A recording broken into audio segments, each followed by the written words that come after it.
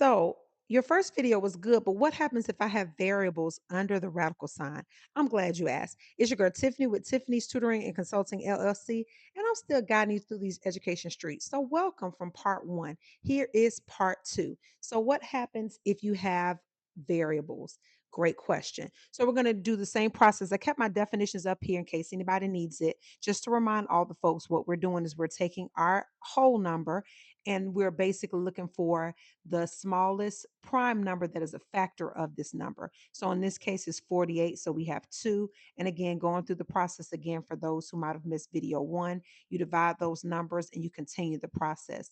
Again, your prime numbers go on the left side, your answer to your division go on your right side. So you just continue the process on until you get to a one. Okay, so boom, we have a one. As a reminder from the first video, what is the degree when there's nothing there? Good answer. It's a two. So I'm looking for groups of two. So I have one group of two.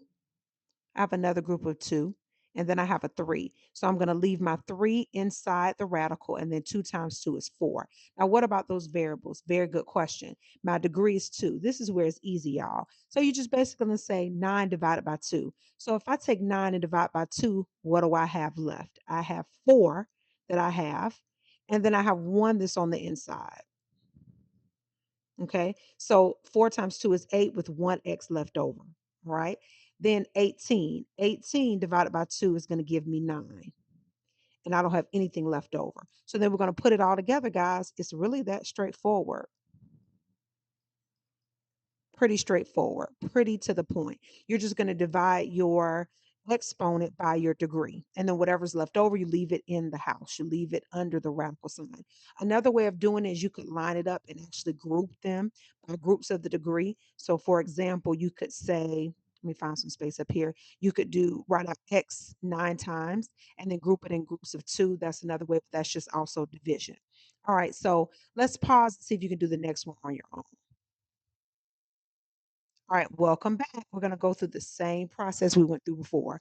We're going to continue to look for the smallest prime number that is a factor of the number that we have. And again, we do three. Remember the little tip for three, add all the numbers up. One plus three is four, four plus five is nine. That is a factor of um, nine. Three is a factor of nine. And I keep going from there. Again, that's an easy way to look at your threes. You just continue on the process. Prime numbers on the left, answer on the right. Bam. Now, degree of two, we're looking for two. So we take that three out one time. You got the three, and then I have a three and a five left. But I'm going to hold that off until the end, or actually, I'm just going to write it here. So I have three times five here, and then I have three here. Let's look at our variables. Again, take that exponent. 12 divided by 2 is going to give me 6. 27 divided by 2. So when I have 27 divided by 2, what happens, I'm glad you asked, is that you end up with a decimal. But you have 13 2, so that's going to be a 13 here. And then you have one left over, which is going to be an N. So then my final answer, hopefully it's not too scrunched up for you. Hopefully it's a little better, is here. That is my final answer. Okay, you guys are doing a great job. Same thing for the cube root.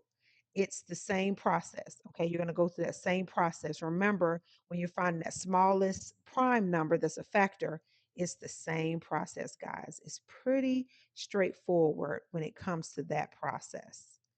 Okay. Now, when I group, of course, we had 200 before. I'm going to group groups of threes. So I have a three, a group of two. I'm sorry, that should be a 2 there. My bad, y'all. I apologize. Let me erase that and make that look a little better for you guys. You know, you sometimes do make mistakes and you clean it up. That's a group of three twos. Okay, and then I have five here. Now let's do the same for our three. 12 divided by three, you already got it, is four. So let's go ahead and do our cube root here. And then we have a two out here, and then we have a 25 here. So for C, 12 divided by two, three, I'm sorry, is four. Okay. Then I'm going to do 28 divided by three. So when I do 28 divided by three, what happens? Oh, I get a remainder. Okay. So I'm going to put D to the ninth power, and I have one letter D that's left over. Now, if I had two, then I just put D squared. Okay. So then my final answer, just to clean it up a little bit so it's not so scrunched and janky, Let me get myself together here. That's my final answer. All right, we're almost there. Great job. Guys, go ahead and do the last one. Pause the video and see what you get. All right, we're back.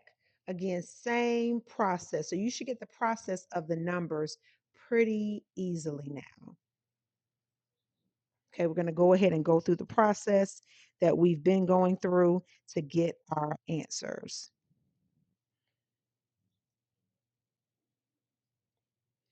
And again, be careful when you get out of the twos because then it could get a little tricky and you could potentially put the wrong number there.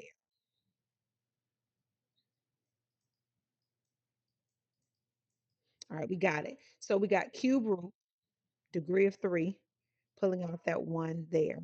Okay, so again, I have my cube root here. 2 times 2 is 4, goes on the inside, 5 goes on the outside. Now, C, again, we're dividing 17 by 3. If I divide 17 by 3, I can get 5, and I have 2 C's left over. Okay, then for D, 21 divided by 3 is 7. Okay, so that looks really crazy. So let me go ahead and erase that for you and make it look a little cleaner. Again, everybody sometimes makes mistakes. You know what I'm saying? Let's make it cleaner down here. So I have 5c to the fifth, d to the seventh, cube root of 4c squared. All right, guys, hopefully this helps. If you have any other ideas for videos, holler at me in the comments below. All right, y'all, peace.